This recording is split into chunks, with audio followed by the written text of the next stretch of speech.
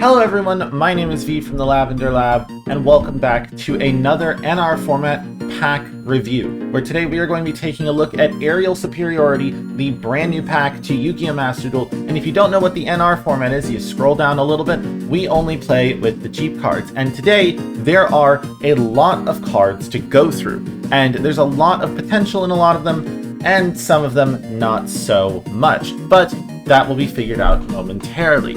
With that being said, we have a couple of different strategies to take a look at, including Dracotail cards, Apophis Odeon cards, as well as Archmage cards, which, I'll be honest, are most of the cards that aren't playable because we don't have an Archmage monster, but I digress. We can get into it right about now with Sudden Thunderswamp. Now, this card, when activated, can discard a card, set a continuous trap in your deck or graveyard that special summons itself, except the discarded card, as just an effect, and it's very nice. It's very easy to get a trap monster set up, which is convenient for a couple of different decks, and especially in N format, a sort of little sister format to the NR format where you only play with N cards. This card can be used to set Statue of Anguish pattern, which is a 2500 defense big monster. We're not here for that right now. What we are here for is the second effect. If a card you control is destroyed by battle or card effect and sent to the graveyard or banished face up, you can target one of them, add a card with the same name from your deck to your hand. This is really important. Now, you can already tell how this is great recursion, but did you know that this works with Paleozoic monsters?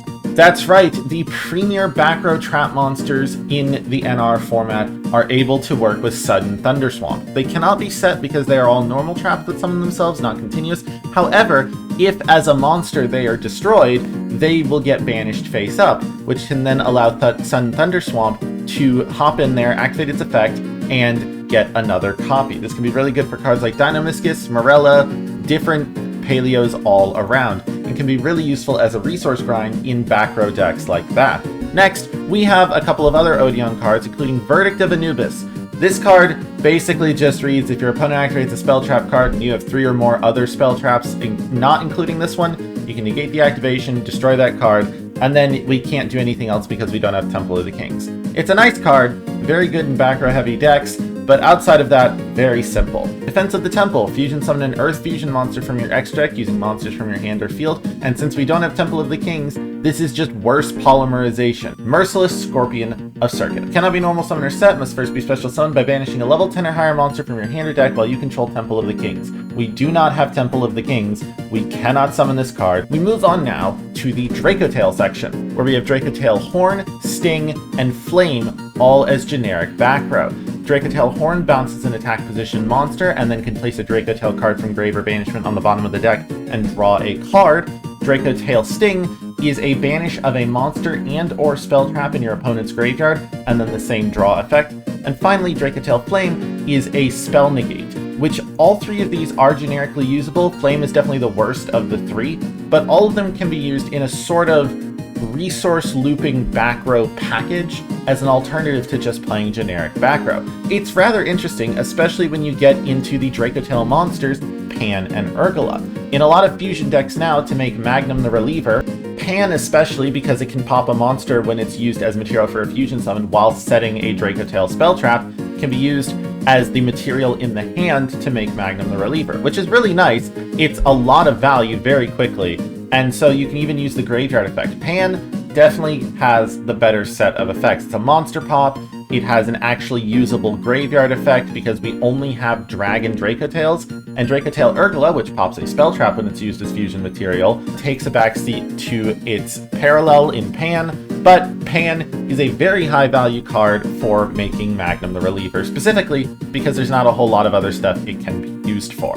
Now we move on to our next set of 2 cards, which are realistically just 2 cards that can be activated, which is a bar that we sadly do have to clear in the NR format when it comes to new releases. Spirit Poacher, mainly for the first effect, because the second effect your opponent can just choose to do nothing. Your opponent can special summon a monster card, but they really don't have to if you use this effect on them, which is really frustrating because this card would be really interesting otherwise. Probably very toxic, to be honest. But the first effect can get monsters out of your deck, which is sometimes good enough in some decks, although albeit more on the casual side.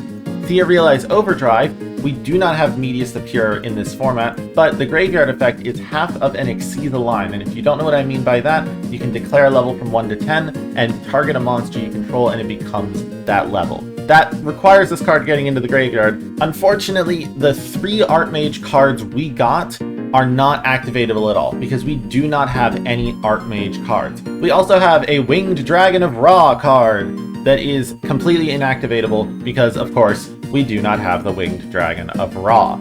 So, unfortunately, we wrap this up with a little bit of a set of duds, but the rest of these cards are actually fairly interesting. Sudden Thunder Swamp is probably one of the highlights, although I'm very excited to see the Dracotail package take off in a lot of different decks. I think it could be useful in more control-style decks, and see how these different interactions and the extra draws can be helpful in keeping a game plan going. With that being said, I want to thank you all very much for watching. My name is V from the Lavender Lab, and I will see you all in the next video.